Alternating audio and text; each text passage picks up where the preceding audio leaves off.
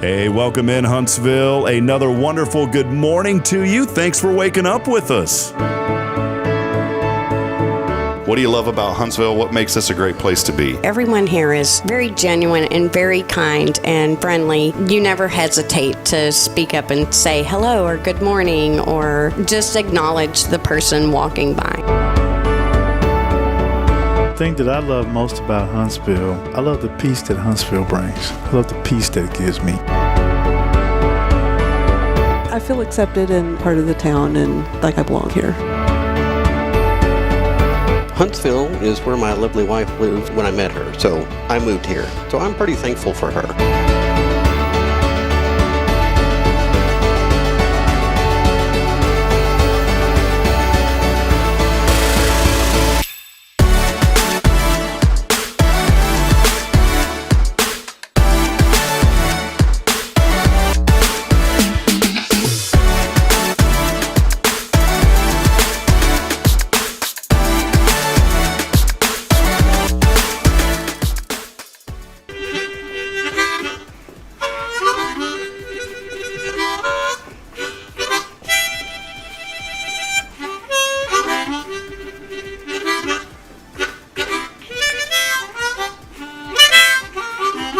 All right.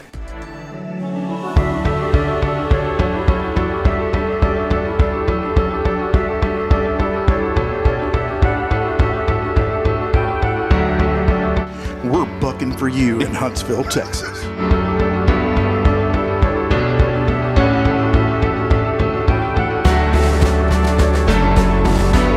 Hello, I'm Billy Coppin, the Sam Houston Memorial Funeral Home. Hey, it's Kay Boning with Tomorrow's Promise Montessori Schools. Good morning, Huntsville. Good morning. Hey, I'm Karen. I'm Toy. And I'm Denise. And from all of us at Walker County Federal Credit Union, good morning, Huntsville.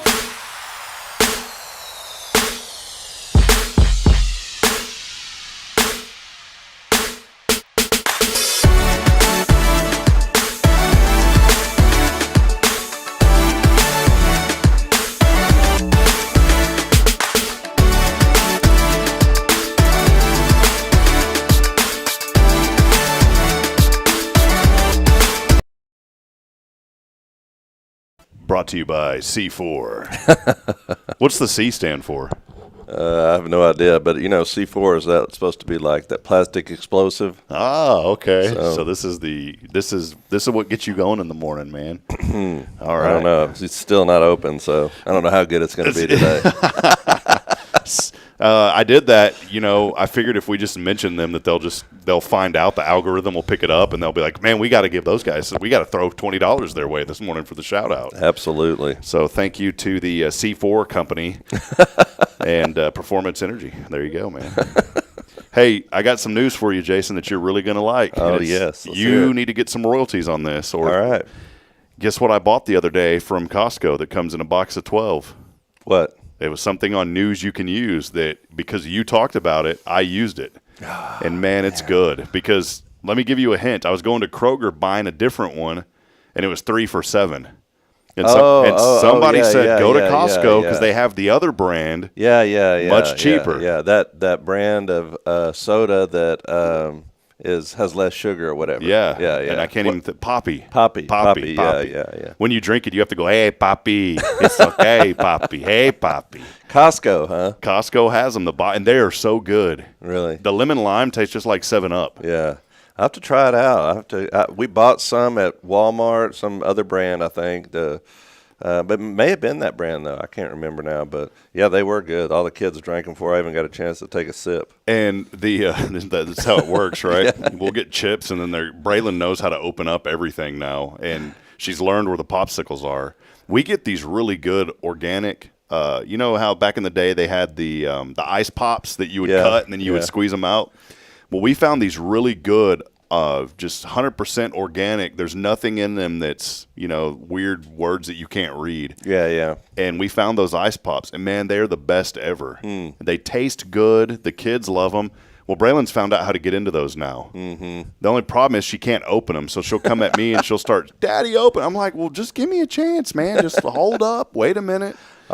Ours, you buy a 12-pack of Coke Zero or whatever, set it out there, and I never have to open up a Coke Zero because they just love to open them. I find them laying all over the counter, half drank, so I just go around. It's how cheap I am. Get a glass of ice, just start filling them up because they only drink this much of them and leave them there because they love to open them. They just don't love to drink them. It sounds like our problem with water bottles all over the house. And I've learned, some people are like, oh, don't drink after. If it's your family, just go ahead. If you're cheap as I am, you do. Yeah, well, especially when you look across the table and there's 4 Coke Zeros that have this much drink out of them. You just have to teach them, Braylon has finally learned that you don't, drink and then hold the drink here and then put it back down. Exactly. So now that we're over that phase, I don't mind drinking after her. Yeah, you have to get a little sift. Yeah. Man, the first time filter. she was learning how to drink out of a water bottle. And, it's clear. And she's sitting there, and then she ducks her head back down. And you can see it because it's clear. Yeah. And all this goes right back into the water bottle. And then you hold it up. And you kind of do the test. You, hold it up to the light. You're like, is it okay? Nah, I can't drink out of that one. So it's funny how you do these things as you have children and you learn. It's parenting. I used to sit and listen to these stories, and I had no clue what people were talking about. And then now that I've got my 2 little ones, now I understand fully what everybody's talking about. Yeah. And with Bridget working those long hours, you're learning everything. Yeah. Funny story yesterday, Jay, I'm blessed to help you with I don't know if I help. I just kind of, what do you observe? No, you definitely help. Definitely help. I observe. I did get to do chapel, so that was fun. Yeah, see there? That was fun. I took this little, I said, how can I make this more fun? And because Brian does such a great job, and I'm kind of, dud when it comes to that stuff. He's really good with children. And so I said, I'm going to make it fun because I'm going to ask, Brian always asks him questions. So I'm going to ask him questions and I'm going to tell them to raise their hand. And then instead of calling them out, I'm going to throw the ball at them, and then they get to answer. They really like that. Yeah, all right, cool. So see there? We did that yesterday. And then I told them about how many parables. We went through and we were talking, and I said, well, how many parables do you guys think are in the Bible? And all these different answers were coming out. And then I said, well, there's about 40. Mm-hmm. And I was looking at some of the adults because they were looking at me like, well, wait a minute. Is this correct? And then so I threw in the disclaimer. I said, well, Pastor Jason and I had a discussion. No. I did. I said, Pastor Jason and I had a discussion before to verify that it was okay that I say around 40. So I just wanted to publicly confirm that. I'm not the expert on that, but I'll agree with you. So we were okay, and it was a lot of fun. But I brought that story up because you had stated, well, man, look, if you want to just after you're done doing that, if you just want to go home and relax, I said, brother, this is how I relax. The children get to stay here until 7:30. We have childcare here at the church. I am not leaving. And you told me, you said, you don't have to apologize, man.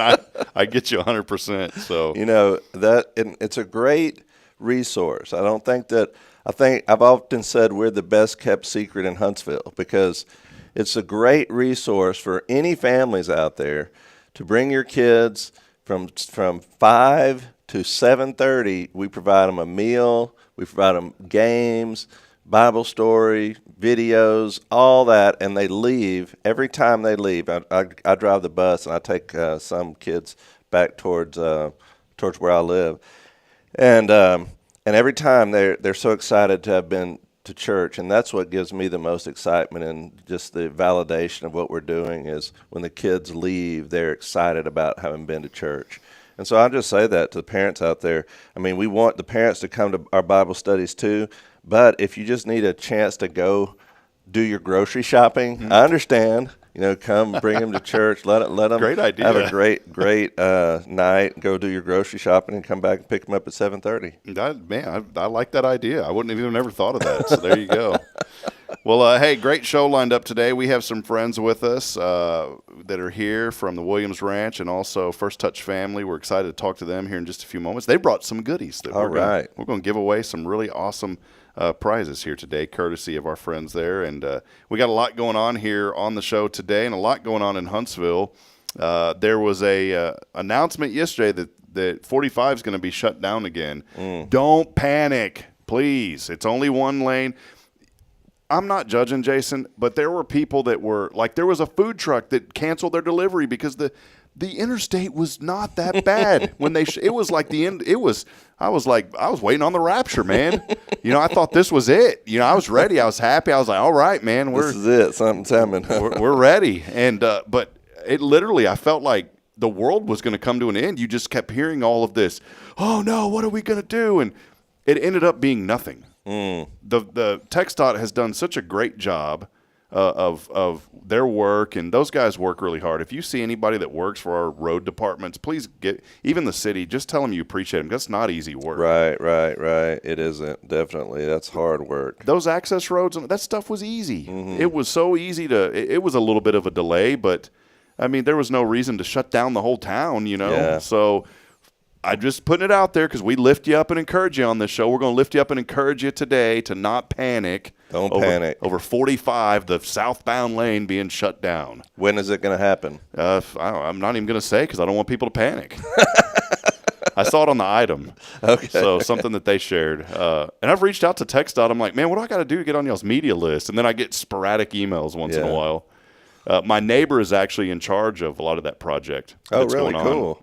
But he told me, and I don't ever try to pry. I'm not one of these, what do you call it, investigative journalists that go in and pry for information. That's not what we do on Hello Huntsville, Coming up tonight, Hello Huntsville investigates. What happened to tomfooleries? We'll get the real deal. We don't do that kind of stuff. Weldon's we love Weldon. There's nothing. You know what happened? Weldon said we fulfilled a dream. We got to do what we did, and now we're moving on to something else. That's the lowdown story for all of you that want to know. We know Weldon very well and love him and his family, and that's the story. There you go. There's your truth. But it's one of those things. You just chill out. Everything's fine. We're going to be good.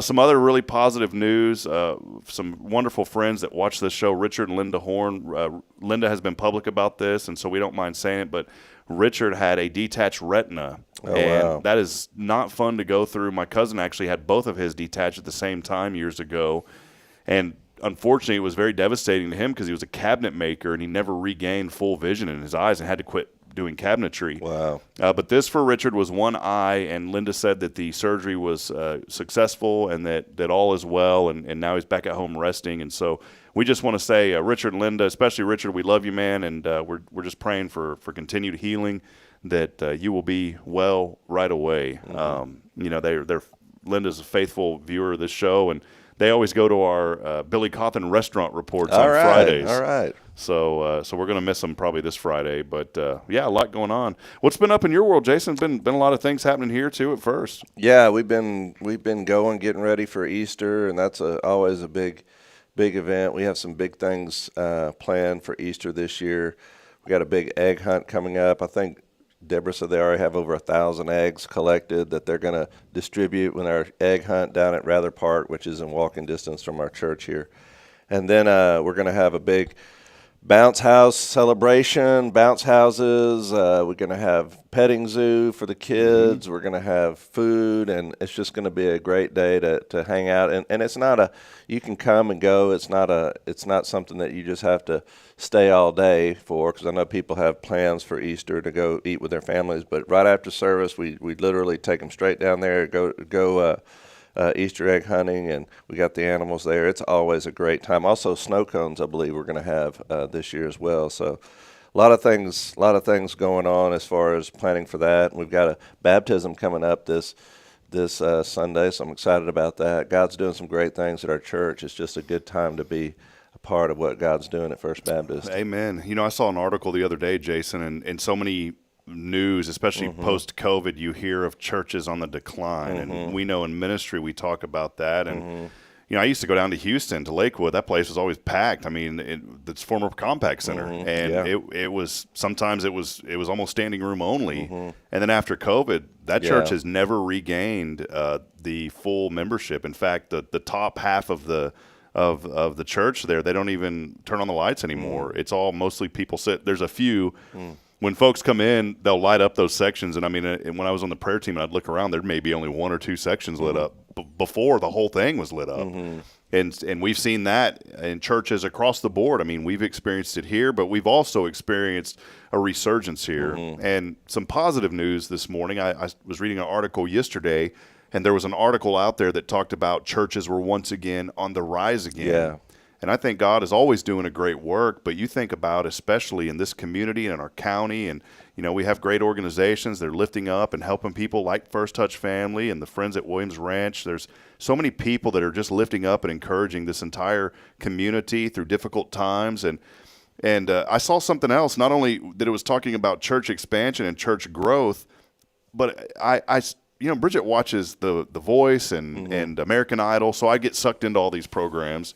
And I said, I'll never watch any of that. Well, I'm the one at the end, like, yelling, like, why did you vote for him? He's horrible, This guy shouldn't be on that. I'm the guy that's, like, borderline throwing the remote at the TV, But I've noticed something on those shows. There are more and more Christians on those shows now singing worship music for their auditions. And I was like, I told Bridget the other night, I said, this is amazing. Here's a worship leader on The Voice, and they're sitting there singing during the battle. They have the knockout battle round. There's people in the audience with their hands up worshiping the Lord when those songs. Like, that is incredible. Yeah, I know. It really is. I think we're really seeing a shift in our culture, because even we've always seen athletes that would say, glory to God or whatever, but I think it's becoming more and more where coaches we've seen and different people in the sports professions have really shown their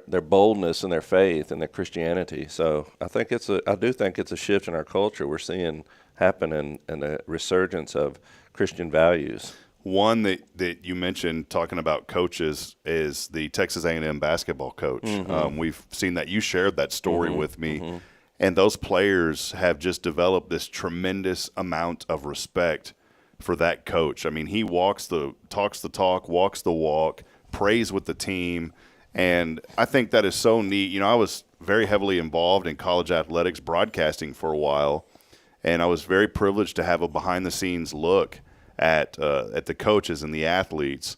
And it is a very unique thing to experience that relationship that you see with the coach and the players. I'll just be public about this. I used to get so frustrated when people would smack talk Coach Keeler here in Huntsville. It really bothered me because I got to know Coach Keeler on a personal level. And when I moved up to Fargo, he would text me and keep in touch with me. He really genuinely loved and cared for those student athletes, and he's doing the same thing now up at Temple there in Pennsylvania. Very, very good guy. He just wasn't – I think the deal is that he wasn't out in the public as much as previous coaches, and so developed, well, he doesn't want to be involved. His focus was really on – and not that other coaches weren't, but he was so focused on developing those student athletes. And he even told me one time, I remember we were talking, and it was outside of an interview, and he said, some of these kids that come in here, Rob, he goes, they don't have families. They really don't. They may have a mom and a dad, but they're not present. And he goes, I feel the burden, and I accept that burden, and I love being able to be that father figure for these guys. Yeah. Coach Southern said the same thing, and when I hear that from coaches, man, it warms your heart knowing that they care, that there's genuine care for them. Yeah. And Coach Keeler was so exceptional. I mean, he had opportunities, honestly, to go other places previously. And he said, no, I want to wait, and I want to get some things done here first. And he was very open with Bobby Williams about that, and those things happened, and he moved on. But he kept his word. And, I think a lot about that and just how much of an impact these coaches have. That's why I'm involved in FCA. And it really does. It's really good. A big difference. But I don't know if you heard, though, the Texas A&M coach is leaving for Maryland. He just announced that he's leaving. But Buzz Williams is his name. He was a great guy. My son Jeremiah went to 2 of his camps that he had over there at A&M, and got to meet him and talk to him, and he got to share with all the kids that were there at the camp both years, and he would always share the importance of your faith, and he lived that, and he took that class, and he stayed with those guys, and there was like 8 seniors on the basketball team this year. So and he's been there for 6 years, so I don't hold anything against him for going to Maryland and heading out there. But A&M is searching for a new coach. I hope they do find one as good as him. I always liked him. He was a really, really good guy, and you could just see it, how much he cared for the kids by just watching the games. But we're going to miss him at A&M, but I know he'll have a good tenure at Maryland. It's weird, Facebook, sometimes you'll think about somebody and then like the next day they pop up and people you may know and you're like, I just thought of them. I think it's reading your mind. Well, for some reason, a couple of years ago, I was thinking R.C. Slocum. You remember R.C.? Great guy. Yeah, he's a great guy. He's still there, though. He's still there. Well, this thing popped up on my friends list and it said people you may know, R.C. Slocum. I was like, well, I don't know R.C., but Bill Shoney, my mentor, does. Bill's been with the Spurs now for 28 years, and boy, that's been a tough run for those guys, there in San Antonio. After so many years of success, they're in a rebuilding phase.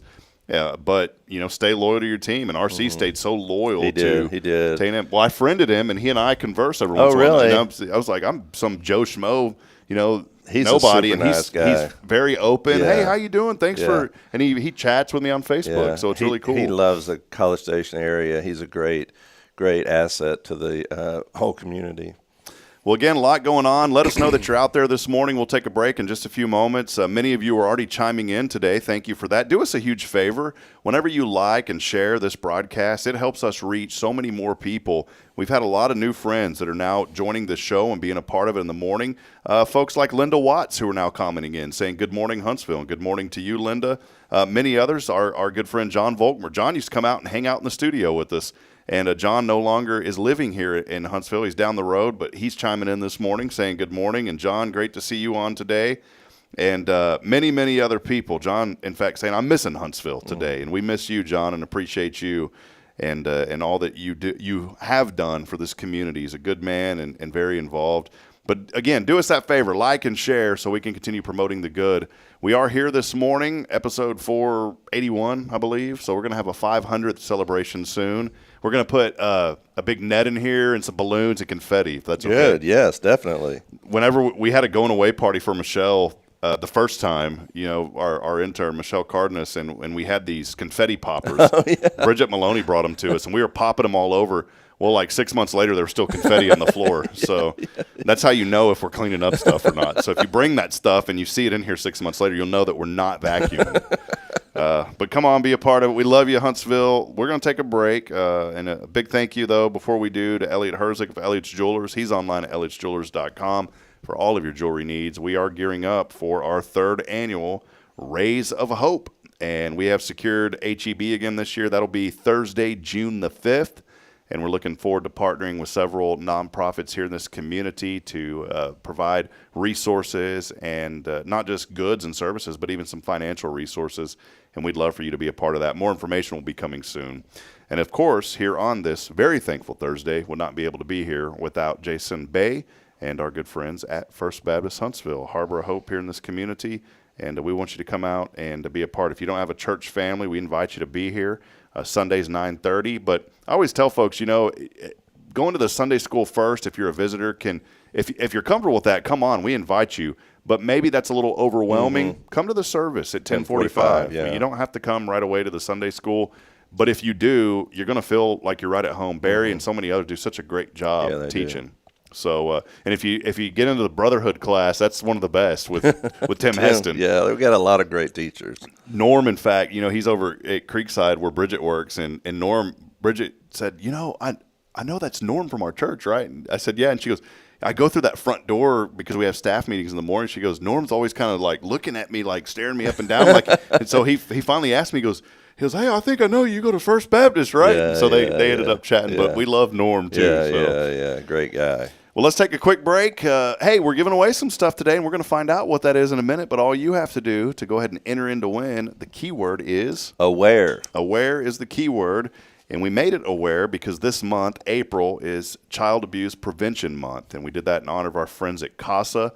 And so this week, the keyword aware, text that in, AWARE, along with your name on the Zero Degree Creations phone and text line at 936-339-0139. We'll take a brief break. We'll be back in a moment as we continue celebrating the good here on Good Morning Huntsville. We'll be back in just a few moments. Stay with us, please. The church should be transformational. And maybe you've never been to church, or maybe life has left you feeling lost, but Jesus says, "Come to me, all you who labor and are heavy laden, and I will give you rest." At First Baptist Church, Huntsville, a harbor of hope, we're not trying to fit in with the world. We're here to help you step into something greater, a fresh start, a new life in Christ. Join us this Sunday at 10:45 and see what God can do in your life. Visit fbchuntsville.org. Hope is here, and we're saving a seat just for you. Loving Jesus, loving people side by side. In this harbor of hope, we are safe inside. This is Guardian Defense in Huntsville, Texas, a trusted family-owned and operated gun store and range in the heart of East Texas. Guardian Defense is your one-stop destination for Texas LTC, NRA basic pistol and rifle courses, pistol refresher training, as well as a wide selection of quality firearms and ammunition. At Guardian Defense, empowerment is within reach through their Texas DPS-approved license to carry classes. Certified instructors will guide you through every facet of firearm safety, conflict resolution, and the pertinent legal aspects. Book now to become proficient and responsible in handling a firearm with complete confidence.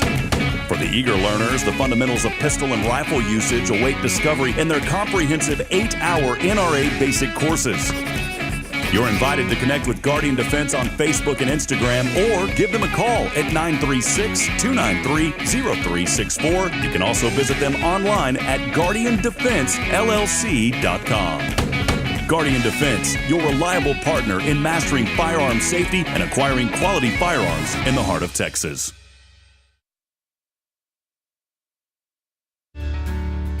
Hi, I'm Billy Cawthon, manager of Sam Houston Memorial Funeral Home. We know times of loss are tough, and you need a place to feel comfortable and cared for. At Sam Houston Memorial Funeral Home, we pride ourselves on being with you during those really tough days. You can rest assured that we will be on your side and by your side every step of the way. Thank you for your trust. Sam Houston Memorial Funeral Home, supporting families every day, every step.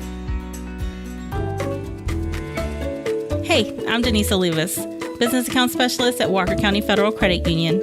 One of the best things I hear from our members is how they love being treated like they're important, like their family. Sure, our members love things like low rates on loans too, but combine that with the friendliest and most helpful service in town, and you've got Walker County Federal, taking care of our members. It's what we do. We are Walker County Federal Credit Union, member NCUA.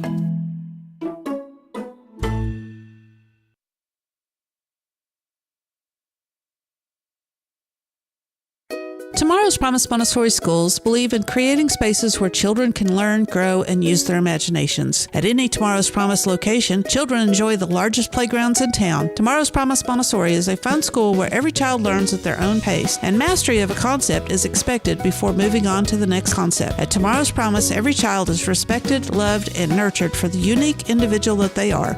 Tomorrow's Promise Academy on Veterans Memorial now open. Visit tomorrowspromise.info for more information. Education you can trust.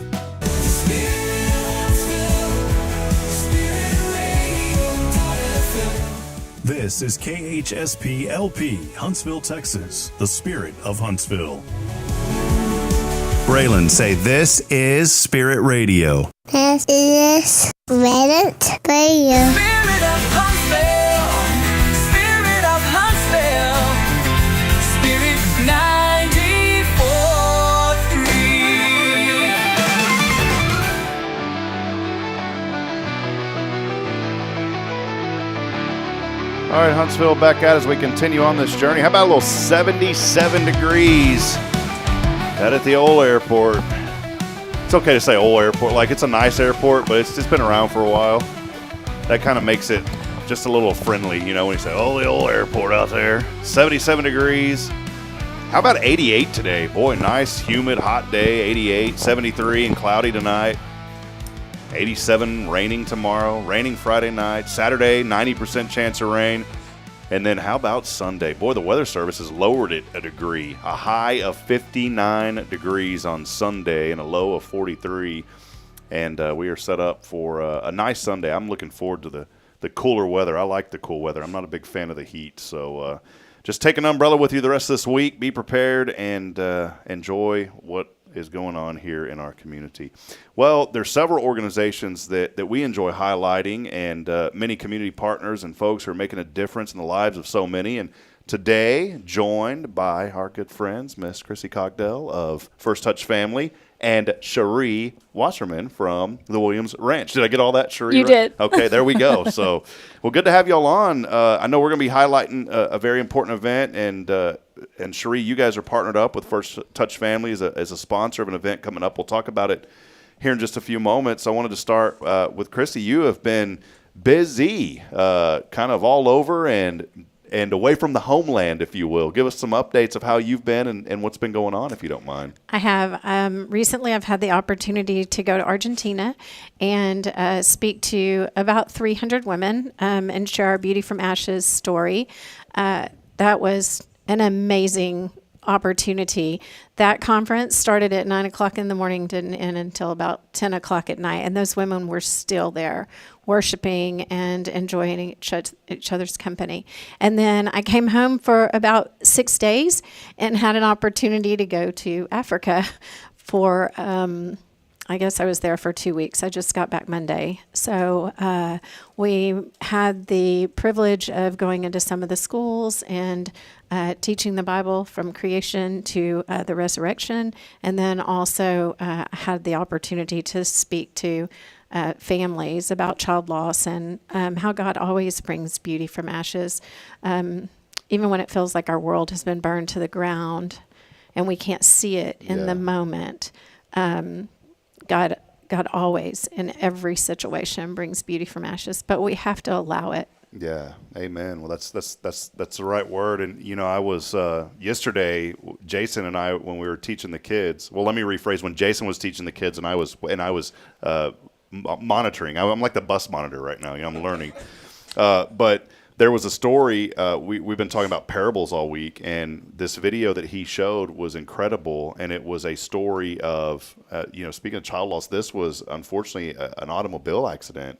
And these young ladies, this wasn't small children, but they were, any child, it's tough. These young ladies, I believe, were 20 years old. And a gentleman who was 2 times above the legal limit had hit them. And that's how these girls lost their life. And he ended up getting 22 years for manslaughter. You think that horrible, horrible that he was drinking and driving, horrible that this person lost their children. But the lady said, all of a sudden I felt this tug that, I was so bitter. And she goes, I didn't want to hold on to that my whole life.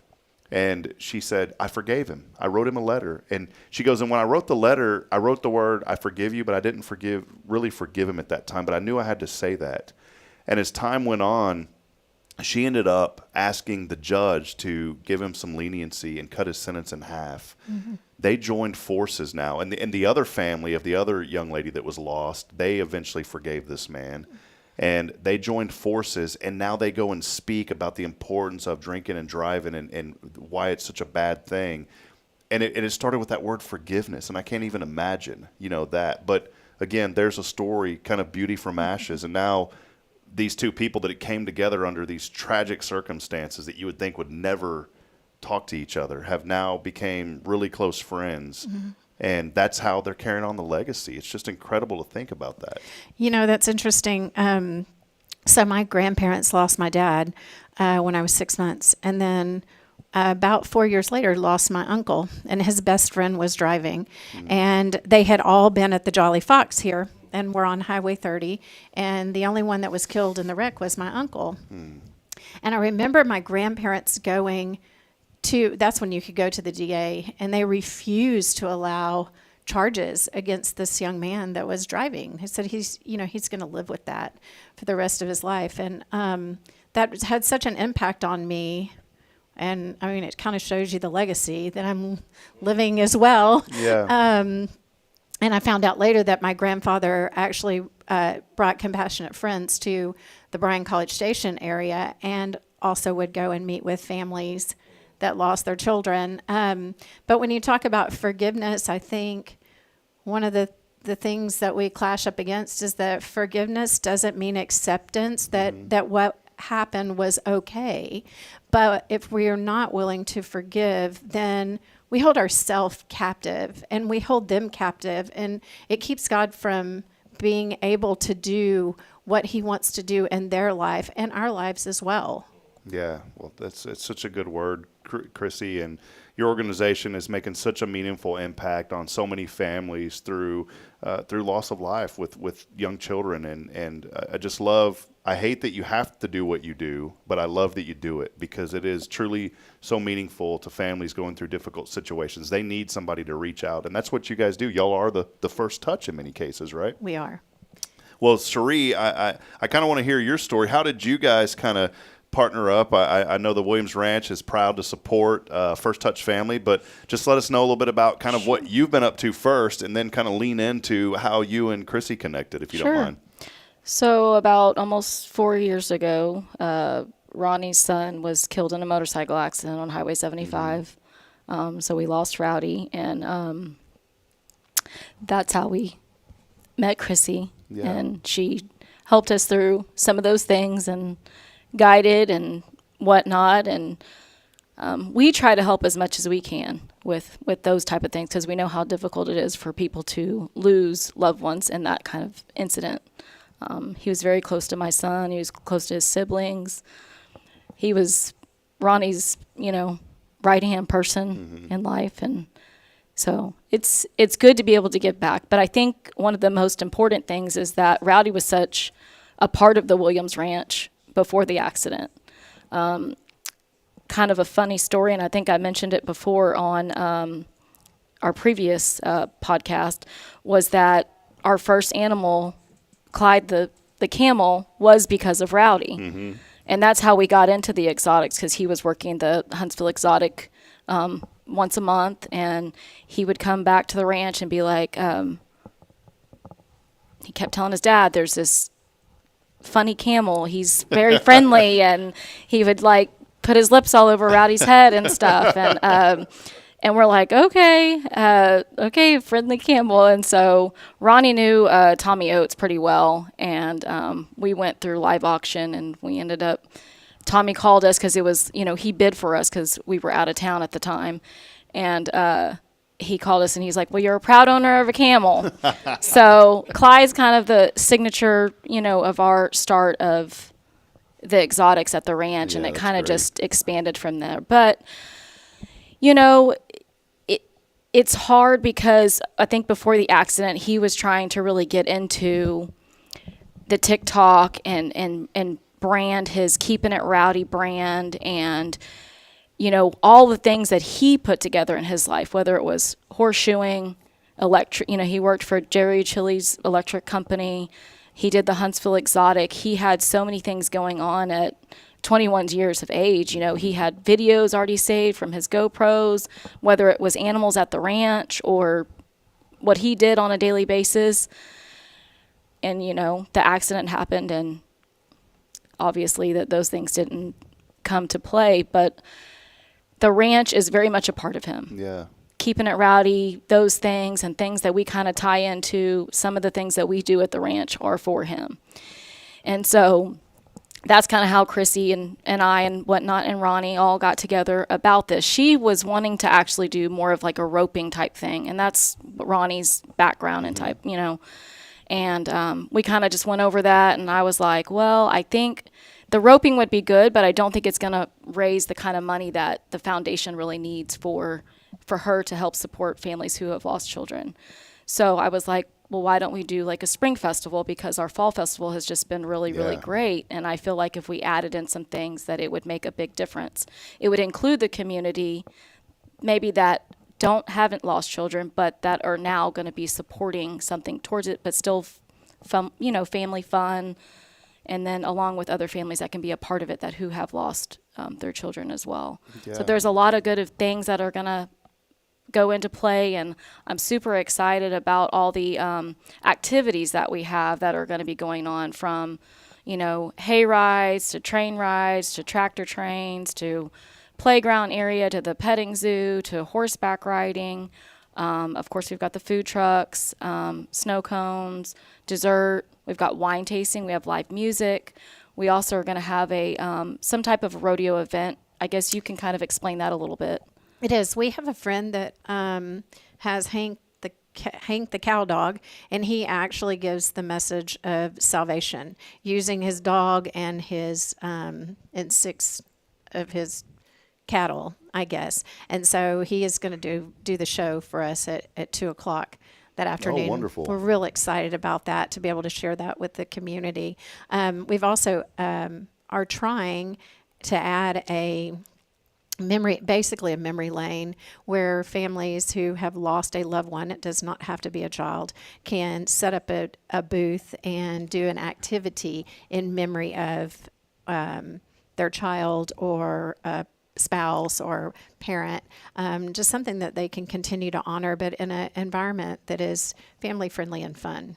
Well, this is the spring festival that's going to be coming up, and I want folks to know what is the date, the times, those kind of things, and how can folks come out, purchase tickets. I know the benefiting, of course, First Touch Family, so this is really great. I know you guys are sponsoring this We are, yes. and helping out, and obviously that's why we wanted to talk to y'all today. So just give us some more details, if you don't mind, about the day of the event and those kind of things. So May the 17th will begin. The gates open at 11, correct? Correct. And those are going to be open until 4:00. And then we are selling some VIP tables for a live auction after that will include a dinner that will start immediately after the day's events for that.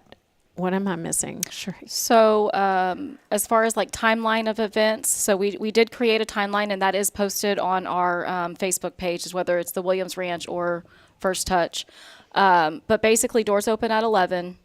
And you can start all activities, whether it's horseback riding, the food trucks, the animals, all those kind of things. And then noon would start the wine tasting. And then 1:00 we start live music. That goes for an hour, and then we're doing the rodeo event, which will be about 30 minutes or so. And then we'll start another part of live music. The silent auction will be going on all day, starting at 11 also. Right. So everybody can go and kind of do that. And then we would start the live auction at 4.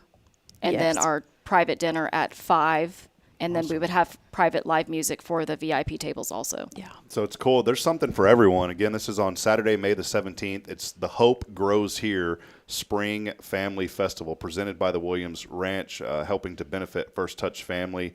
Friends, I've been out there to the ranch. In fact, my daughter, Braylon, the first horse she ever got on was out at y'all's ranch, and I still got photos of it. I know. And the background, is it on this computer? No, it's not on this one. But my computer in my office is her on that tractor. I know. I love that picture of her. So cute. So y'all reached out. So can we use that? So you use whatever you want. That's fine. That's so cute. my background, we took some of the best family photos out there at the Williams Ranch. This is such a wonderful venue.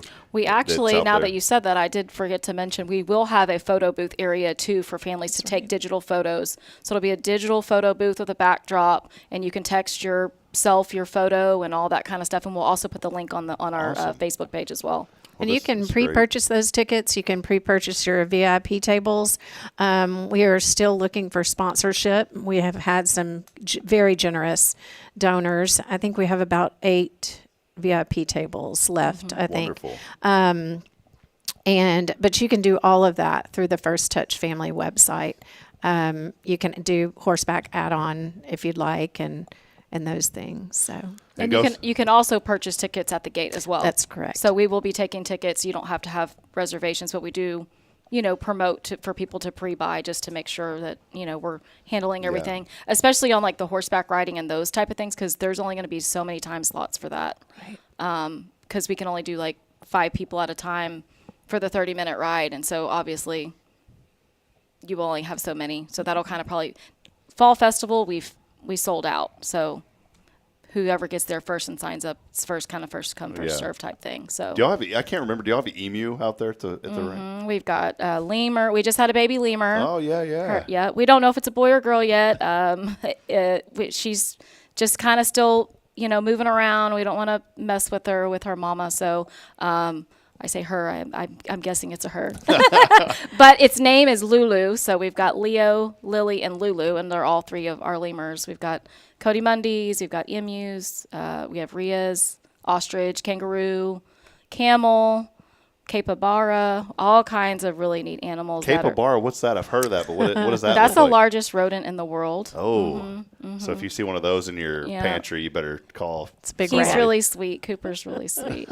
Yeah, all the kids love the capybara because there's some cartoon that made them famous. I don't know because my son's 24 now, but that everybody's like, oh, that's the capybara off the cartoon or whatever. So kids really, resonate with that animal big time. But the highlight of the ranch, though, is always Clyde, right? It's Clyde. It's Clyde. I think the interacting with the smaller animals too, because kids are more, they're easier with smaller animals than the bigger animals. But the kangaroo, the ostrich too. Bailey is super gentle. Most ostriches people are afraid of, but he'll eat right out of your hand. You can pet him. That's he still awesome. pecks, but it's just, it's just what they do. It's not because he's being aggressive or anything. So, nope. All of our animals are super gentle and easy to handle, and people really enjoy messing with them. So, You can bring your fishing pole and catch and release. Yep.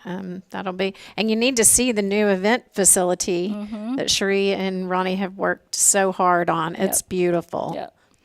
All kinds of events, and we'll be able to utilize it for our live auction, our wine tasting, and our live music because we have a stage built over there. So it's really going to accommodate that more adult area and still have all the kid-friendly stuff as well around the ranch. Well, this is great. Again, Saturday, May the 17th. You can go to the First Touch Family website. It's very, very easy to get to, just as it sounds, firsttouchfamily.org.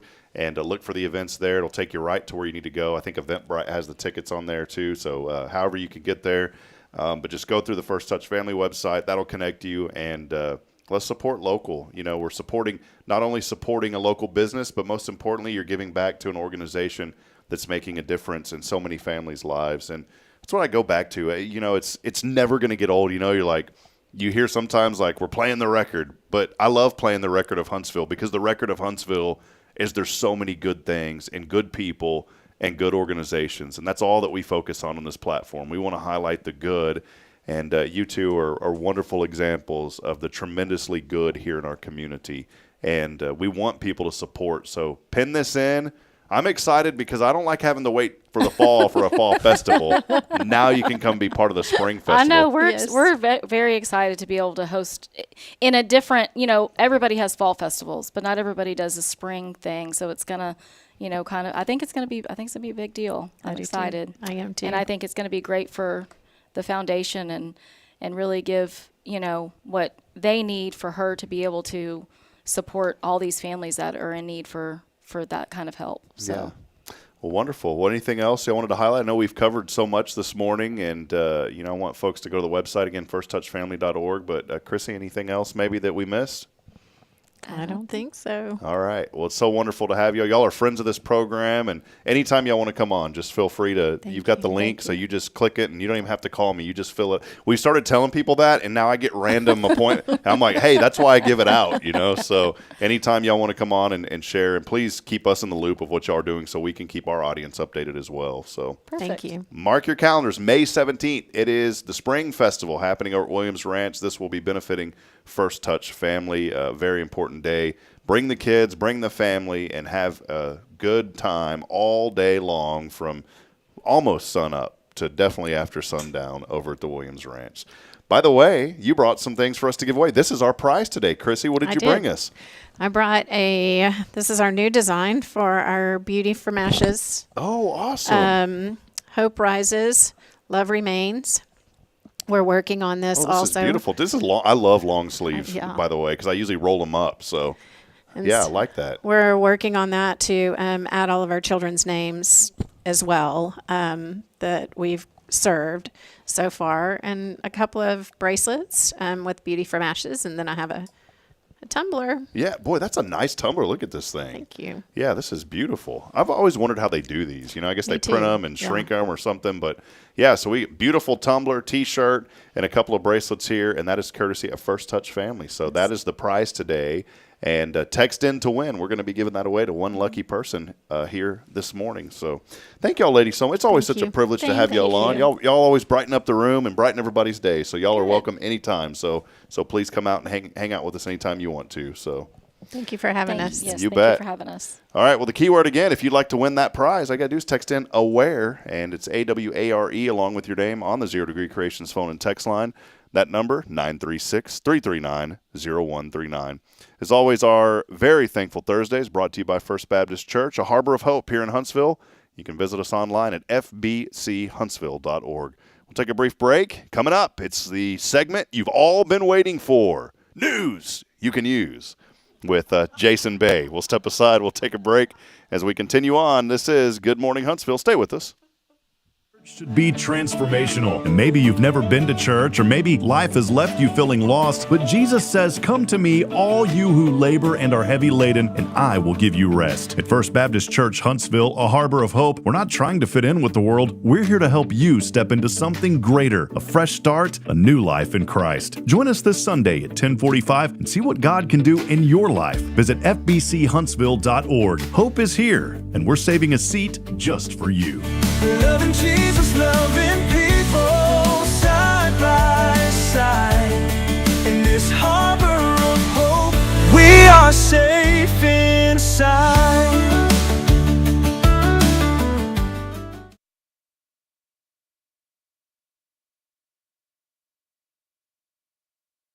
This is Guardian Defense in Huntsville, Texas, a trusted family-owned and operated gun store and range in the heart of East Texas. Guardian Defense is your one-stop destination for Texas LTC, NRA basic pistol and rifle courses, pistol refresher training, as well as a wide selection of quality firearms and ammunition. At Guardian Defense, empowerment is within reach through their Texas DPS-approved license to carry classes. Certified instructors will guide you through every facet of firearm safety, conflict resolution, and the pertinent legal aspects. Book now to become proficient and responsible in handling a firearm with complete confidence. For the eager learners, the fundamentals of pistol and rifle usage await discovery in their comprehensive 8-hour NRA basic courses. You're invited to connect with Guardian Defense on Facebook and Instagram, or give them a call at 936-293-0364. You can also visit them online at guardiandefensellc.com. Guardian Defense, your reliable partner in mastering firearm safety and acquiring quality firearms in the heart of Texas. Illuminate your child's future at Tomorrow's Promise Montessori Schools in Huntsville. Established in 1997 by Kay Boning, our award-winning center merges Christian values with 25 years of Montessori excellence, promoting wonder and discovery in every child. As the only Montessori school within 45 miles, we provide a fun and friendly environment, individualized Montessori methods, and love and care as if each child were our own. Safety is a priority, and with a recent $50,000 investment, our facilities inspire growth, creativity, and learning. Plus, as a nonprofit, we open Montessori doors to families of all economic backgrounds. Partner with the community pillar where every child's promise shines bright. Discover Tomorrow's Promise Montessori Schools today. Visit tpms.life. That's tpms.life. Looking for the perfect office space? Drive success with premier office spaces in Huntsville at Huntsville Executive Office Suites. Raven Property Management has moved in, and we're on site ready to give you a tour at 2503 Lake Road. Whether you're a startup, small business, or an established company, our Class A offices provide the professional environment you need to thrive. Flexible leases, modern amenities, and a prime location. This is where business gets done. Execute your success today. Visit HuntsvilleWorkspace.com to schedule your tour.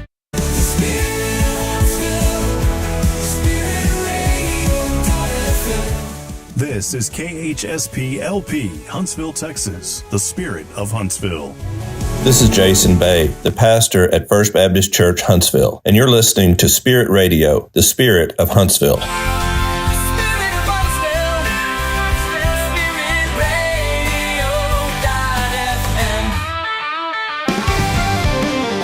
And now, coming at you live from Studio 1229J. From Huntsville, Texas, it's News You Can Use with Jason Bay.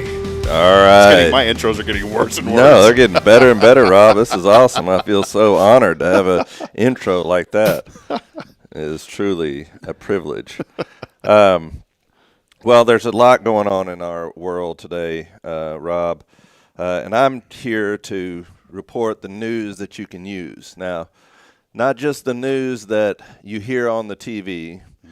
We try to go to page 2, if you will, to cover some of the things that are maybe interesting and, more importantly, may generate conversation with you and your family and other people in your household, because we truly believe that families need to engage with one another and communicate with one another. But first, locally, the Walker County Fair is continuing this week.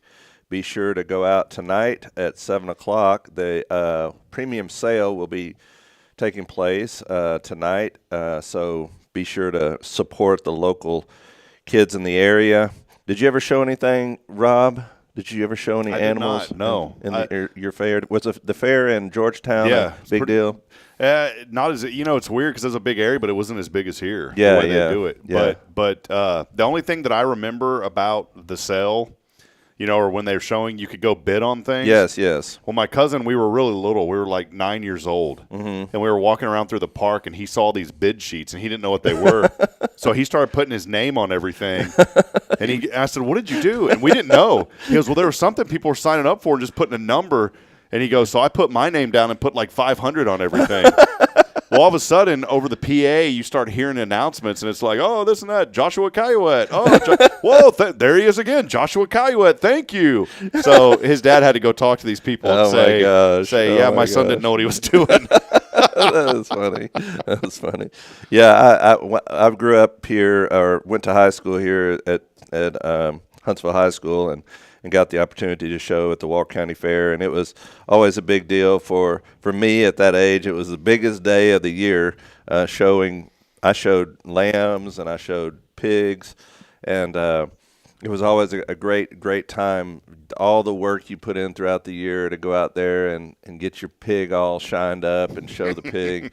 But tonight is the big night for a lot of the kids, because tonight is the premium sale. They'll be making money out there to go towards their college tuition. So go out and support those kids and our businesses. I have a question, because I'm not. I love agriculture and farm and ag, but I'm not an expert at any of this. How do you shine up a pig? Well, now put like little like oil on it. Yeah, back in the day, we used to have these little comb things that you could. It's like they're like almost. It's like a brick, kind of like one of those things. Sanding block. Yeah, or something? Similar to that, and it would make the hair lay down and make them look all. But nowadays they clip them. They clip them, and then they shine them up, bathe them, get them all nice looking. But I love showing the pigs, because the pigs had such personality. All the pigs had great personalities.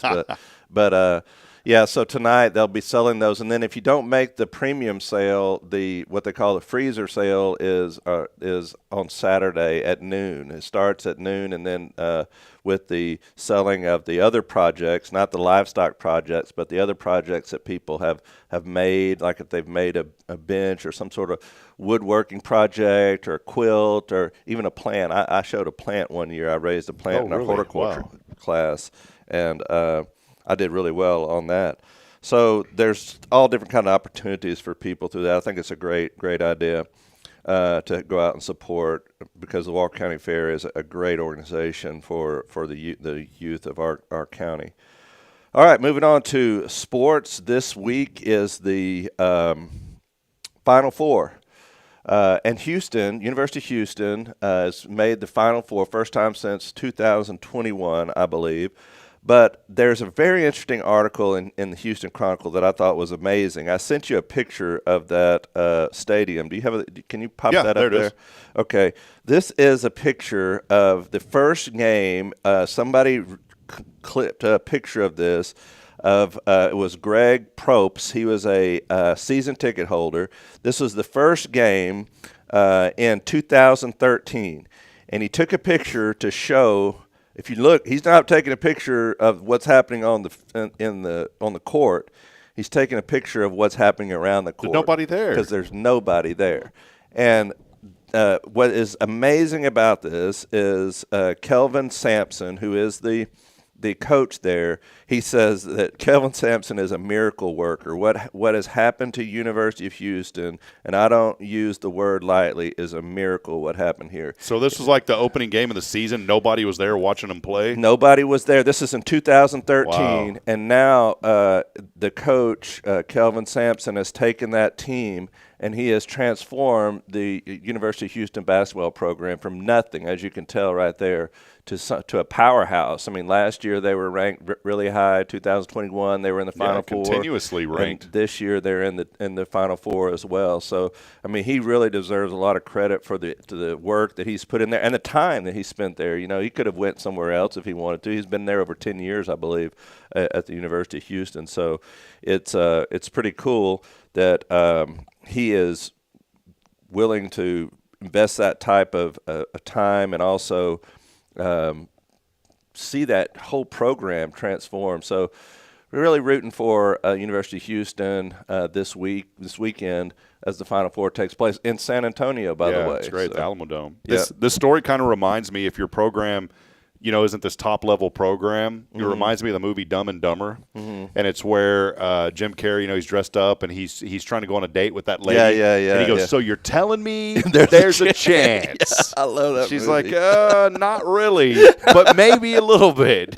Not at all." So you're telling me there's a chance. It's one of my favorite movies. Yeah, that is a great movie. The best scene, though, as we all know, is the potty humor scenes. You know, so those that's my favorite. That's my favorite scene where certain things aren't flushing. My favorite scene is when he trades the van in for that little moped. Oh, you know? yeah. And he drives up on that that little moped, and he's like, "You mean you traded the van in for this?" He says, "Just when I think you can't be any more stupid, you go and do something like this and totally redeem yourself." Yeah, he thinks it's the best thing ever. One of my favorite movies, man. Pretty boy, Petey, pretty boy. That poor little parakeet had his electrical taped back together. All right. Back to page 2. Moving on. So, in another tie to what's going on in Houston and what's going on at Texas A&M, which we talked about earlier, that Buzz Williams is leaving to take the job in Maryland, and he did a great job at Texas A&M, and everybody liked him. I can't think of anybody that didn't think he was a great coach in the time that he spent there. 6 years he was at A&M. So that left A&M without a coach, and they've been on a coaching search. They've tried to hit some big names out there to bring him in, and that didn't work out so well. So now the rumor is, and they haven't hired anybody, but the rumor is that they're looking at the son of Kelvin Sampson, who's a University of Houston coach who serves as an assistant there at University of Houston, and they're thinking about bringing him over to help out be the head coach at Texas A&M. So that's just a rumor. They haven't declared a coach yet, but something to keep a watch on. I still have a feeling that one day, you know, I'm still consider myself pretty good friends with Coach Hooten, who was here at Sam Houston. Mm-hmm. There's something about that guy that he is going to have a breakthrough one day. Mm-hmm. There's just something about his passion and his love for the game and the people that have mentored him and the ability that he has to connect with high school or with college athletes, but also high school athletes to recruit. And I know he hasn't been able to pull in, you know, you're not going to pull kids that are going to want to go to Duke to come play at a small school. Well, not with NIL nowadays anyway. But one day, you know, he's at New Mexico State now, but one day, you've heard it here first on the show, that guy's going to have a major breakthrough. He's worked hard. Any coach, it's easy to say they deserve it, but I really believe there's just something special about that guy that he's going to have a huge breakthrough one day. Yeah. And coaching is it's such a cool profession, I think. You know, I think being a pastor and coaching is similar because you have to be able to give encouragement, and a lot of the things that we face are not just like physical in the game. A lot of it's mental. Mm-hmm. And you have to not only be able to coach your players to do physically well, but you also have to prepare them mentally to handle the challenges that lie ahead. And the best coaches can combine both of those. The best coaches play the players that want to play. Yeah. Sounds like some Allen Iverson type comment, you know. Practice? You talking about practice, Jason? yeah. Nobody got time for that. All right, moving on. As you reported earlier, this week and this weekend, we're expecting a great deal of rain in our area coming up. But they are calling this is from ABC News, it says once in a generation storm to bring historic rainfall and flooding is the latest forecast. So it's going to bring a lot of rain to our area, but the worst area is going to be hit in Tennessee, Missouri, Arkansas, Oklahoma, and over yesterday, there was at least 4 reported tornadoes, 1 in Missouri, 3 in Arkansas on Wednesday. That was yesterday, for a total of 8 reported tornadoes across Kansas, Oklahoma, Missouri, and Arkansas over a 24-hour period. And as this system that's going to hit us on Friday night, Saturday, it moves east, they're expecting this to produce a whole lot of rain for these already saturated places, and they're really concerned about the amount of rain that it's going to bring, probably potentially flooding in these areas. So be in prayer for these Arkansas and Tennessee and these other areas as those storms move out east, because they're expecting, they say in this 4-day event will leave 10 to 15 inches or more of rain over from Jonesboro to Paducah, Kentucky. 7 to 10 inches of rain is possible from Little Rock to Memphis to Louisville, Kentucky to Cincinnati. And the system will finally be out of there on Sunday. So a lot of rain expected over the next 48 hours or so. So be lifting those up in prayer and thinking about those people. There was some monster tornadoes, and I'm just sharing a quick video here from Twitter. It's one thing I like about Twitter is monster.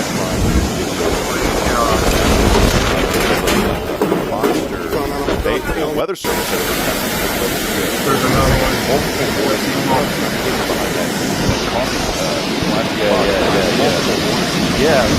This thing is monster.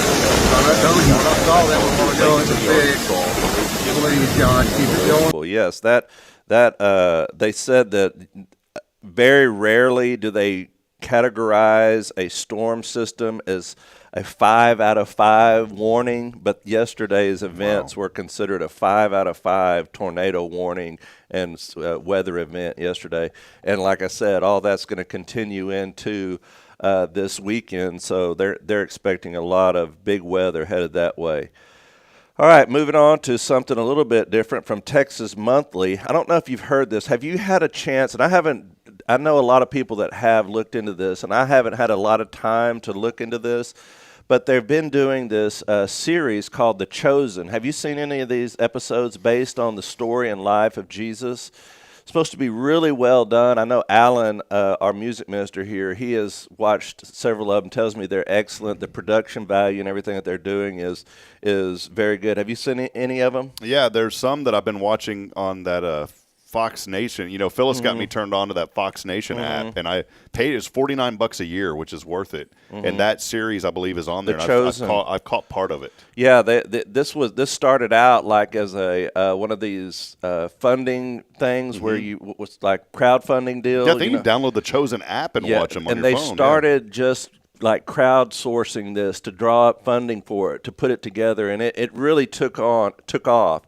And they were showing them at first just like on YouTube. They put it and released them there, and they got picked up. And this thing has really grown exponentially over time. But what I didn't realize, this is an article out of Texas Monthly, and it says Jesus is performing a miracle for the Texas filmmaking industry. I didn't realize that the Chosen series is actually filmed in Texas, and it's filmed out of Midlothian area. They're saying that what they have done there is transforming the Midlothian area into a movie-making mecca for years to come, they say. So that's pretty cool. It says they've constructed these sound stages on the grounds of this place called Camp Hoblazel, whose facilities have about 27,000 and 35,000 square feet of space that crest into the Byzantine peaks. So this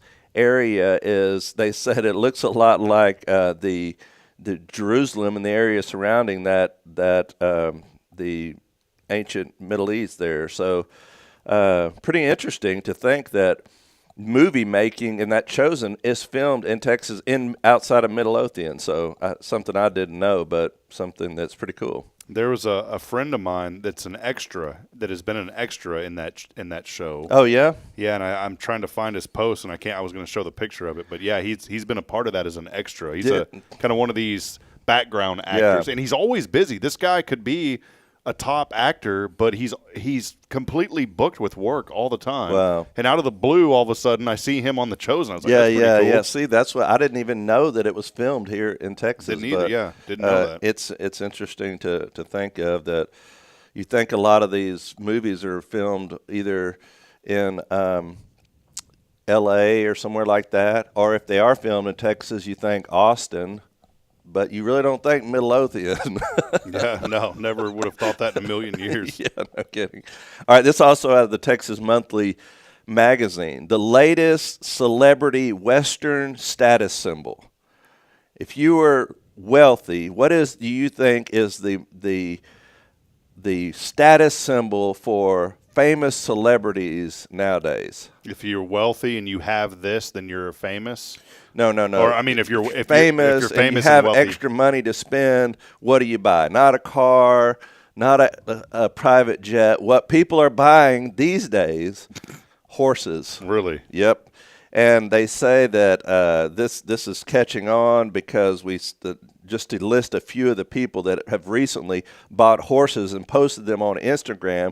Post Malone, he bought a horse recently, and the name of the horse is none other than Ashtray, which is fitting, I guess. Miranda Lambert, she bought a horse recently and posted on Facebook of her love for horses. So there's that. Also, Drake. Did you know that Drake has a ranch outside of Brenham? He bought a $15 million ranch outside of Brenham, complete with horses. So there's a lot of people nowadays catching on, wanting to be horse enthusiasts. So if you're rich, then now the current status symbol is, hey, go buy a horse. I drove, I think it's TDCJ's rolling. Yeah, man, no kidding. I drove, that brings up something. I drove out the other day, where the new police station is. What's that highway where the high school is? It's like 1730. I don't know what it is. I'll just Fish Hatchery Road out that way, yeah. So if where the police station is, you can cross over and just keep driving past the police station. It's a beautiful area out there, and I didn't even know it was out there. Well, all of a sudden, there's these horses everywhere, and it captured my attention. I was waiting on Bridget and Braylon. Braylon was getting her nails done, and Bridget. We're at that phase now to where Braylon's starting. Yeah, cool. It's only $5, by the way, not bad. Yeah, just wait. Well, Caden had fallen asleep, and so I said, well, I'm just going to go drive around while y'all do y'all's nails or whatever. And so Caden was asleep, and I just decided to drive. And, man, it just captivated my attention so much. I pulled over and took pictures of those horses. Horses are beautiful. I love horses myself. But I just thought that was pretty interesting, all these celebrities now getting in on the Lyle Lovett. He's shown horses for a long, long time. He shows reining horses. He has a ranch outside of Navasota there. But didn't know that. Pretty interesting. All right, a couple of other things. In Reader's Digest, yes. and you probably are aware of this. I think we're all aware of this, but there's a big article in Reader's Digest that says mail theft is skyrocketing right now. Here's the best ways to prevent your important items from being stolen. Have you ever had anything stolen out of your – well, you're at Elkins Lake. Y'all have post office boxes there? Yeah, but stuff always gets misplaced all the time. And, I've never really gotten anything stolen. I'm sure I have because there's been mail that I've missed before. Yeah. Back in Georgetown, I've missed mail, but I don't ever know what happened. That's probably just the post office. Yeah, and well, I'm telling you, nowadays they're saying that this is becoming more and more of a problem. It says that the USPS reported 38,535 incidents of high-volume mail theft in 2022, a 70% increase from 2019. So you see people stealing stuff that is, and I know in more urban settings this is even a bigger problem. But it says pick up your mail promptly. Don't let it sit outside. Don't let it sit by your mailbox. If you have packages delivered, don't let that sit out. Install a locking mailbox. Use a post office box. Ask that important packages be held at the post office and pick them up personally. Ask a trusted neighbor to collect your mail if you're going out of town. Report missing mail to the post office right away, and report suspicious activity around mailboxes to local law enforcement. But they had pictures of different, even those mailboxes that you see sitting around being broken into by people stealing packages. That's happened here in Huntsville. You know, the Postal Service had to actually take away those drop boxes. You can no longer drive up to drop off mail in those drop boxes because they were being broken into and busted up. There was a number of pictures that were listed I saw online that where they were breaking into those post office boxes and stealing the contents. People want those packages, and I ordered a computer monitor one time and to have it delivered, and it never showed up, and I know it got stolen somewhere along the way. I don't know if it was from our mailbox or somewhere at the post office or whatever, but it never did show up. And I contacted them, and they had the tracking to show where it went, but then it just all of a sudden disappeared. So no problem. Did you get your money back? Yeah, they gave them. I think all that stuff is pretty well insured nowadays. So, but it's still a pretty sad indicator of our society when people are stealing things like that. It's becoming more and more of an issue, especially as people have more and more stuff delivered to their house. We had an issue. You know, I have one of those Ring cameras. Yeah. And I do. You know, we keep this little box in the front of our. We keep this little box in our front porch, and it's like a little USPS box. Mm-hmm. It's real cute, you know. And the mailman, instead of that, he delivers it. And I did forget, you know, on our Ring camera is actually able to capture this dog stole mail from our box. See, there he is. He was stealing. Yeah. He was stealing mail from our mailbox. You know, maybe that's the problem. So there you go. Stray dogs. No, I'm just kidding. That's AI.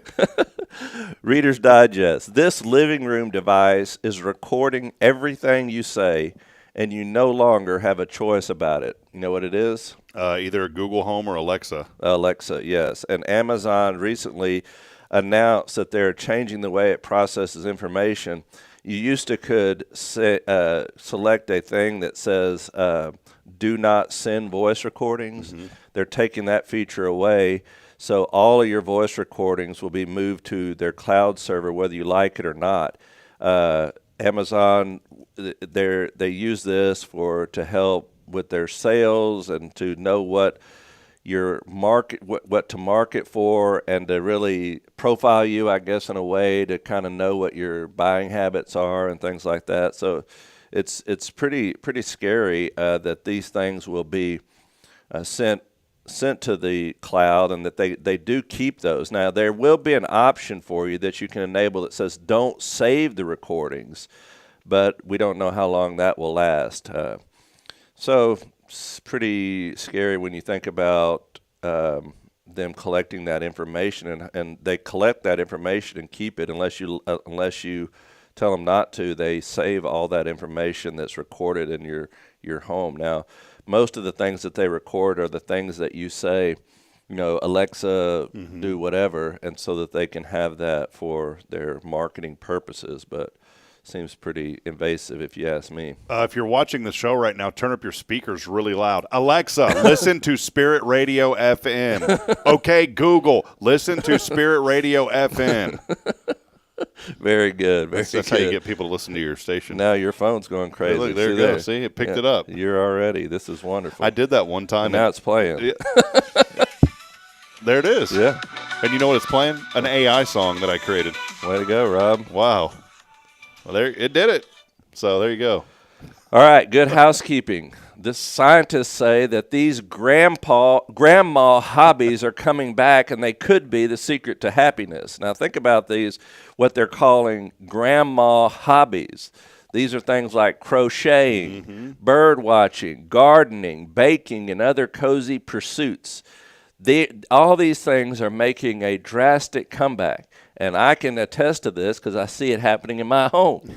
all of a sudden my girls have gotten into crocheting and knitting and things like that. It's pretty cool. They have all these different things you can pick up at these kits you can pick up at Hobby Lobby or Walmart or any place you go, and they've learned a tremendous amount. My girls have learned a tremendous amount about crocheting and making things, and they love to make these little stuffed animals, and they're I mean, I couldn't do it, but they can just churn them out one after the other. So I think it's pretty neat that these things are making a comeback, and really they say this article is all about how it helps with your concentration and attention. It also helps them have problem-solving abilities, and it also creates a de-stressor for kids to be able to learn these things.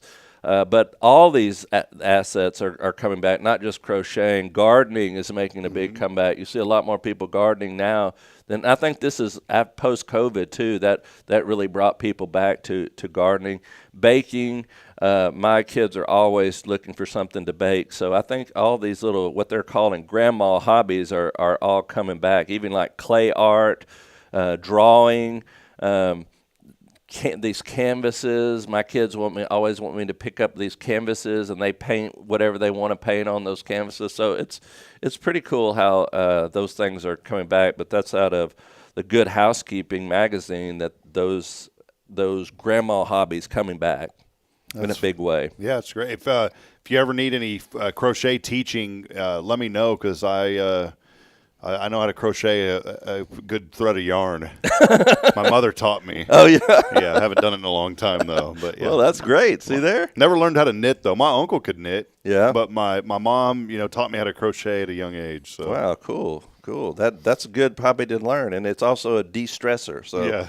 I always wondered why all those ladies in First Stitchers here at the church were always so friendly. They got such a great attitude. Yeah, that's why. Yep, that's right. That's exactly right. All right, a couple of other things really quick. I know we're running out of time, but there's the NFL had their meetings, their off-season meetings this past couple of weeks, and they've been discussing some rule changes, and they've come up with some of the rule changes that will be in effect for next season. So here's just a few of them. First of all, one of the big items that they were discussing was the tush push. Remember that? The Yes. Eagles, they won the Super Bowl last year, but in large part to this play that they could never get wrong. They could take Jalen Hurts, put him on the line, and they had somebody behind him and push him. They were thinking about making that play illegal because they were thinking that players could get hurt doing that. But at the end of the day, they did not make that one illegal. But one of the things that they changed is the way that they do, how they used to bring the chains out to measure. Mm-hmm. They're not going to do that anymore. It's going to be digitally measured by the eye in the sky to be able to tell exactly where it is, with using technology on the field so that they can save time by not having to bring the chain gang out. The chain gang's part of the game, though. Remember this? You can see this. Remember years ago at the Super Bowl where they used the index card to determine whether or not they got a first down or not? Yeah. Remember that?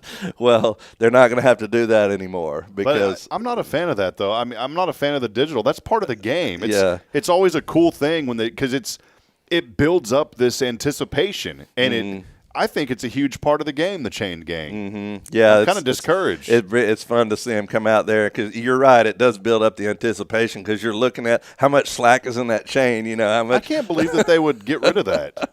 I see another reason that I'm just slowly becoming disconnected. Disconnected, Rob. Well, you know how they changed the kickoff last year, where they have this.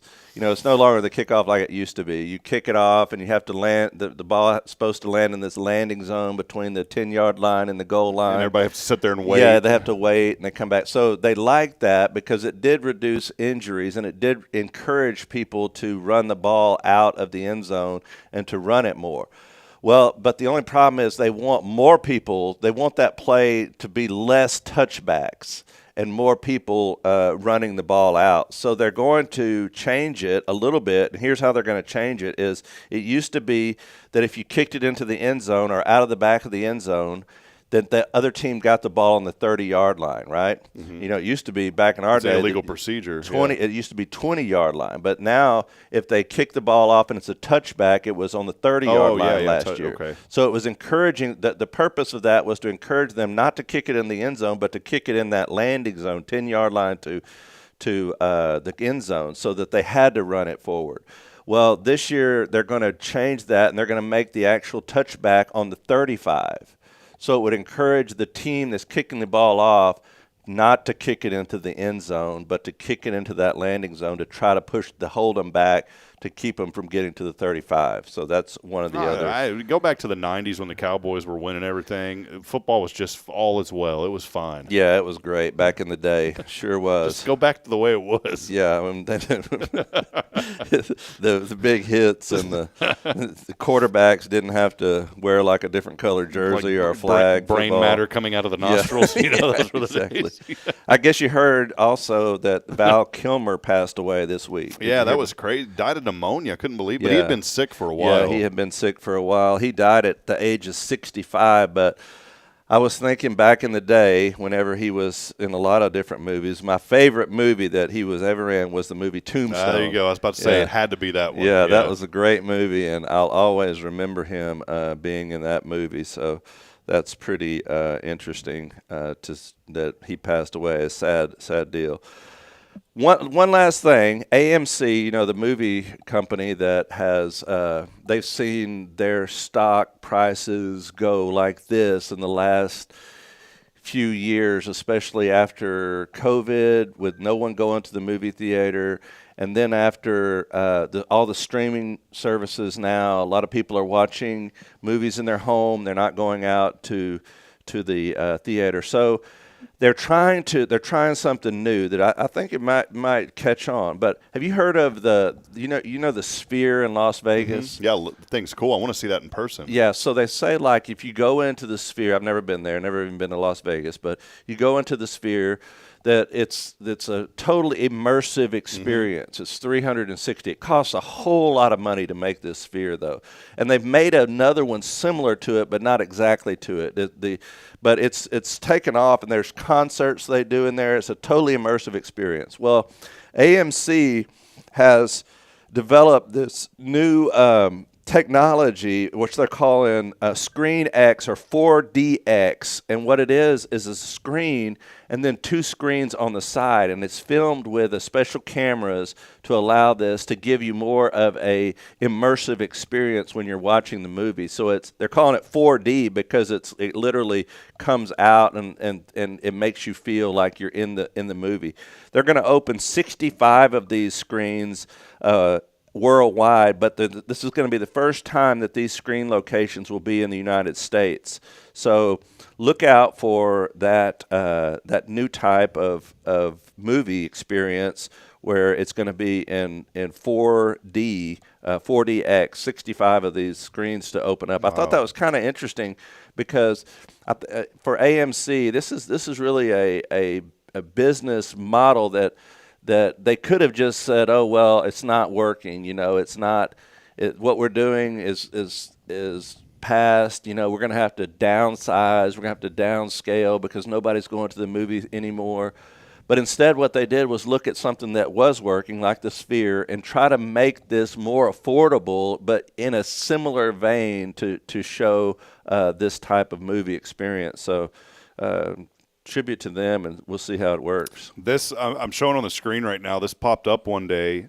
This is a sports bar in Los Angeles. Oh yeah, they have developed it like a stadium. Oh wow, yeah, I heard about this. It's really cool because the way that if they're watching a sporting event, it's like you're there. Yeah, they've placed a camera like in the corner of the end zone, and football games look unbelievable. So they'll place a camera there and then feed it back to the sports bar, and it's like you're right there on the field. Yeah, I heard about this. I think they're doing this in Europe as well because a lot of the soccer matches there that you can literally be like you're watching it there on the field. But that's just a screen. Yeah, that's all it is. Isn't that cool. neat? It's just technology that they're using these days is unbelievable.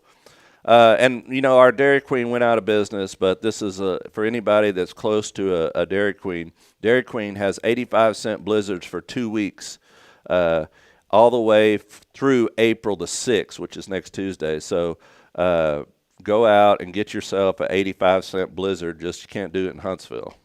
There was one thing I wanted to mention and get your thoughts on this. I thought it was kind of a neat thing. There is a and I need to find this, Jason, but since you were talking about this, and we were talking about those screens too, this came across my Instagram feed yesterday. I wish I would have saved it.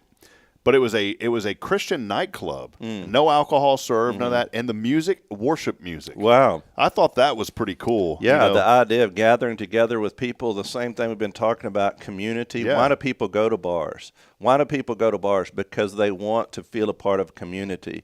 And having a drink in your hand, not an alcoholic drink necessarily, but any drink in your hand, a bottle of water or a coffee. You have to say coffee. It. Yeah, coffee. I drink my coffee in the morning. There's something about having something in your hand that allows it to be more. You feel more relaxed, and there's more communication that happens when. That's why people go to coffee shops to talk, and that's why people go to these places. Because they want to feel that community. So I think it's that idea is an interesting idea of trying to another way of trying to create community in a world that we so desperately need it. So connected technology, so connected technologically, but so isolated individually. Yeah, that's cool. Here, this is the one I found. It's called the Ark. It's the Atlanta's Christian Club. It's called the Ark Atlanta. Is what it was. I knew I'd find it there, but. And they make sure that everybody behaves, but it's almost like a place where they worship in there. Well, here's something else. On a Sunday, you can go to a club. It's called the church. Yes, that's right. And not only will you worship, amen, you'll get a good message and you'll grow in your relationship with the Lord. Praise the Lord. So yeah. Any more new? Sorry, I cut into you. No, that's good. No, I mean, I have a bunch of other stuff, but I know it's already 9:05, so we better. This is an interesting thing that we always talk about growing older. I'm almost 50 now, 49, getting close to 50. It says older adults are sharing the hard to swallow truths about aging that no one wants to talk about. And here's just a couple of them that they mentioned. This is just random people mentioning things that they didn't realize was going to be able to hard to swallow. Well, number one was not being able to see the same. My eyesight has gotten worse over the years, and it's really annoying. And I can say the same thing. My eyes, I never had to wear glasses or contacts, but as I get older, my eyes do not want to work the same as they Have you ever went to the eye doctor? No, I need to. So it's funny you mentioned that. I always thought I had perfect 20/20 vision. And I went into the eye doctor years ago, and they did all this stuff. And he told me I had we call it like a stigma or something like that, or something in one of my eyes. Stigmatism, yeah. And he goes, here, try this. And when he put that on, my jaw dropped. I'd never seen things so clear in all my life. Wow. It was like HD. Yeah. And I ended up losing those glasses. I need to get them again because they really did. I lost them years ago on a plane flight. But they made a huge difference. And I never thought I needed glasses. Yeah. So vision. Another one was balance. No one realized how tenuous this becomes. The fear of falling changes so many other aspects of life. Another person said being invisible. No one sees me or pays attention to me. Doctors don't really listen to me. I think that a lot of older people feel that way. You know, even in our church, we talk about reaching young people all the time, reaching young people. We want to reach young families, all this. But I think sometimes our messaging, when we message that too much, we make them feel like what they say doesn't matter. But they are the backbone of the church. Absolutely. They have put their time in to make sure this church is here for this next generation. Never stop appreciating and recognizing and seeing these people that have been so instrumental. That whole generation of people have kept the church as strong as it is. So that's another one.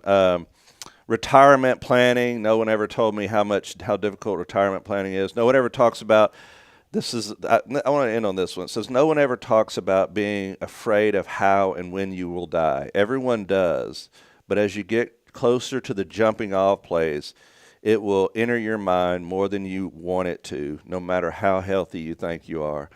I can see that as well. You know, the unknown, but that's where we come in with our faith and our trust in the Lord that what Jesus did and what the Scripture tells us is not just a bunch of fairy tales. Mm-hmm. It's truth, and we can trust in the Lord in that. And if we have that assurance that this is not the end, even though it's okay to approach death with fear, and it's okay to approach death with uncertainty, because we don't, you don't know how you're going to die or what it's going to be like in those times.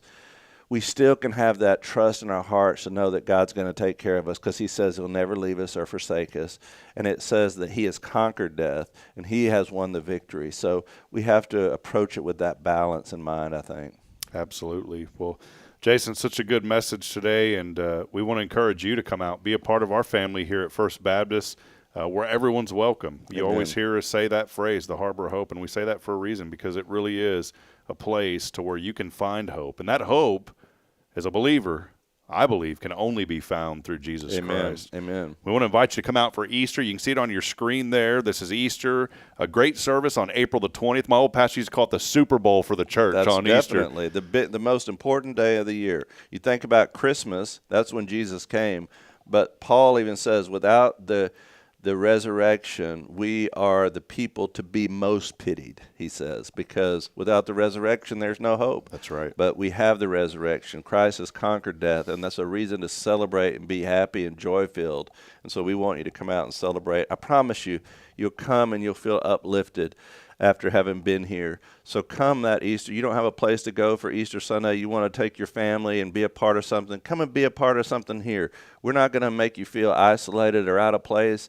Just come in regardless of, we talked about this the other day, regardless of you haven't been to church in a long time, or you've been here every single Sunday, or you've never been to church.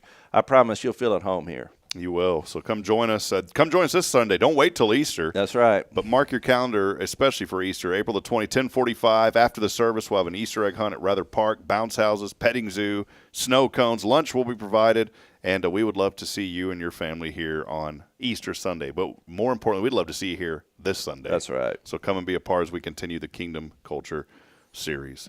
Well, Jason, been a fun morning. Let's head briefly. We got 1 second here. We're going to head over to that 0 Degree Creations phone and text line.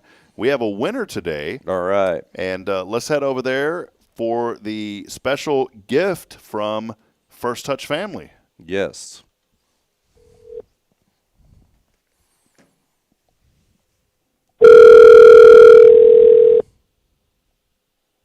Hello. Hello, is this? Hello.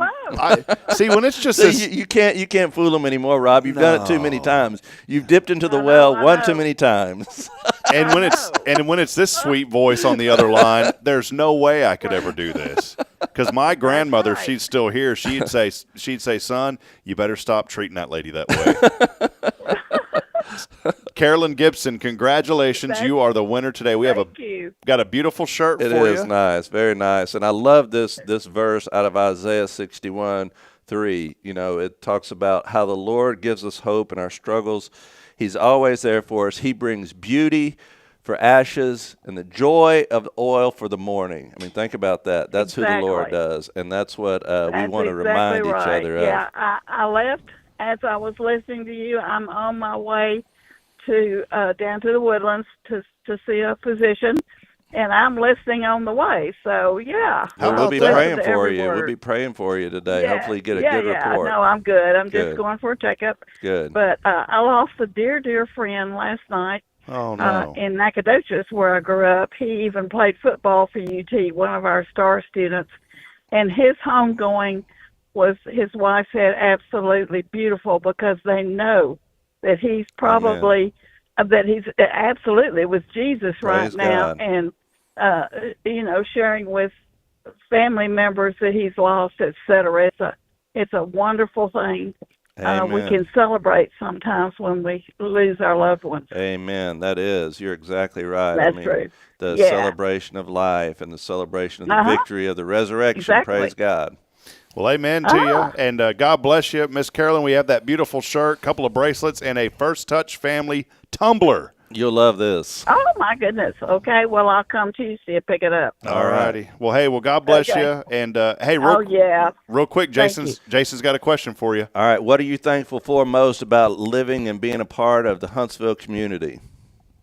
I'm thankful for all my friends, and today I'm thankful that I love the Lord Jesus Praise Christ, God. and that He's in our lives and can help us in any kind of distress that we have. Thank you very much, Rob. I love you guys. We love you too. Amen. That's Grandma Okay. Gibson there. We can call her Grandma. She's a grandmother of Huntsville. But you got a close second though, and a lady named Molly Jeanette here at First Baptist. No, I do. Yes. All righty, have a blessed day, Have a Carolyn. great one. I will. Thank right, you. bye-bye. Goodbye. Carolyn's been watching it. She found us randomly on Facebook years ago, and she's still faithful. And Praise check the that Lord. out. She's listening on her way to the doctor. That's faithfulness. There you go. So, well, that'll wrap it up. Jason, been fun All today. right, Thank man. you, man. Yeah, appreciate it. Every Thursday is a joy. Very important day, too. Remember to support organizations like First Touch Family. That spring family event coming up, the Spring Festival at Williams Ranch on May the 17th. You can go to firsttouchfamily.org to find out more information and to purchase those tickets. That'll wrap it up. It's just Billy and I tomorrow. Maybe you're watching and you're a nonprofit saying, I'd like to come on that show. We'd love to have you tomorrow. All you got to do is just reach out to us, hello@HelloHuntsvilleTX.com. Otherwise, it's just Billy and I hanging out, but we'll keep you entertained and updated on the good here in Huntsville. So we'll be back at 7:30 tomorrow morning again with Billy Cawthon, Sam Houston Memorial Funeral Home. Until then, as I end every show, reminding you this morning that we're not strong enough alone to make it on our own. We really aren't, friends. We need each other. So please provide a word of encouragement, lend a hand of support. Somebody out there needs you. Big thank you to Joshua Mashi, our intern, helping out behind the scenes. And we'll be back tomorrow. We'll see you at 7:30. Until then, good morning, Huntsville, and so long, and have a wonderful and a very, very blessed day. We'll see you, Jason. All right. God bless.